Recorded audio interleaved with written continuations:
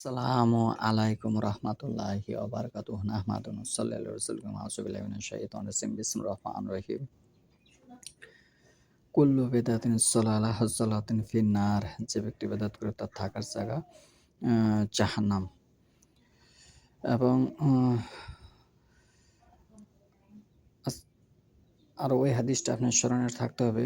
আয়েশা রাদিয়াল্লাহু থেকে বর্ণিত মান আমিলা আমালান লাইসা আলাইহি ফাহুয়া রাদ্দুন যে ব্যক্তি এমন কোনো কাজ করলো যে কাজে আমাদের কোনো নির্দেশনা নেই সে কাজটা বাতিল। আজকের বক্তব্যের বিষয় হলো ভারত উপমহাদেশের তাবলিগ জামাত সম্পর্কে।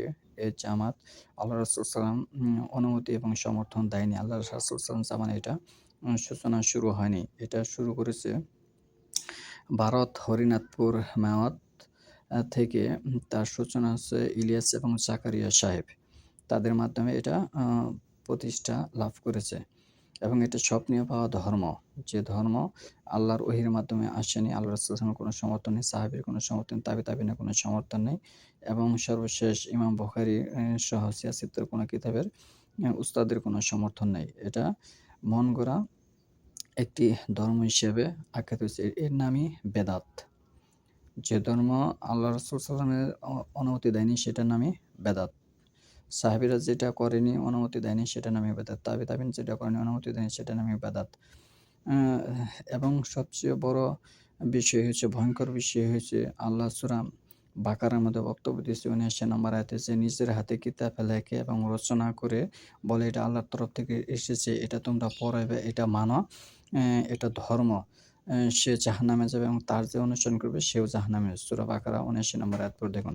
এবং সবচেয়ে বড় বিষয় হচ্ছে যে আলেম আল্লাহ রাসূল সাল্লাল্লাহু আলাইহি ওয়াসাল্লামের অনুমতি ছাড়া কোনো ধর্ম স্টার্টিং করবে ওই আলেমকে মানা যাবে না। সূরা তওবার ৩৪ নম্বর আয়াত পড়ে দেখুন। এবং সবচেয়ে বড় বিষয় হলো সূরা বাকারার ২১৪ নম্বর আয়াত পড়ে দেখুন, তোমরা যদি জান্নাতে যেতে চাও তাহলে পূর্বের সৎ লোকদের অনুসরণ করতে হবে।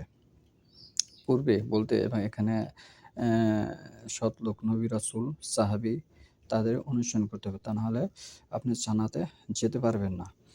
তাহলে এই কয়টি বিষয় দ্বারাই বোঝা যায় যে এটাই স্পষ্ট বেদাত। তাছাড়া পৃথিবীর মধ্যে যত বড়, বড় উলামায়ে কেরাম আছে এটা কেউ সমর্থন করে না। এটাকে তারা বেদাত হিসেবে আখ্যায়িত করেছে। এ ধর্ম থেকে ফিরে আসুন। আল্লাহ রাসূল সাল্লামের কথা মূল্যায়ন করুন। তার তরিকা অনুযায়ী চলুন। সূরা মাইদার ৩ নম্বর আয়াতের উপর লক্ষ্য করুন। যদি এটা আপনি না করেন তাহলে আল্লাহ রাসূল সাল্লামকে নবীর থেকে আপনি অস্বীকার করলেন। যেমন সূরা মাইদার ৩ নম্বর আয়াতে আল্লাহ বলতেছে, আল ইয়াউমা আকমালতু লাকুম দীনাকুম আতমামতু আলাইকুম নিয়ামাতি ওয়া রাদিতু ইসলামা দীনা।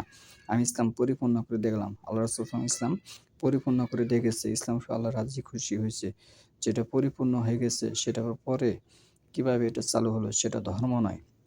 এটা যদি সাহাবীরা করতো তাহলে এটা ধর্ম হতো। যেহেতু এটা সাহাবীরা করেনি, আল্লাহ রাসূল সাল্লাল্লাহু আলাইহি ওয়াসাল্লাম করেনি, সেজন্য এটা ধর্ম হিসেবে আখ্যায়িত করা হবে না। এখান থেকে ফিরে আসুন।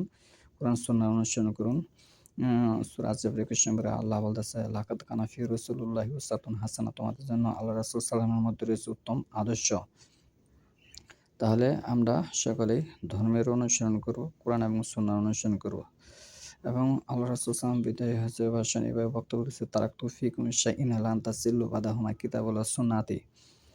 আমি তোমাদের মাঝে ২ টি জিনিস রেখে গেলাম। একটা হচ্ছে আল্লাহর এই কিতাব, আরেকটা হচ্ছে আমার সুন্নাহ। এই ২ টি যে আঁকড়ে ধরবে সে কখনো পথভ্রষ্ট হবে না।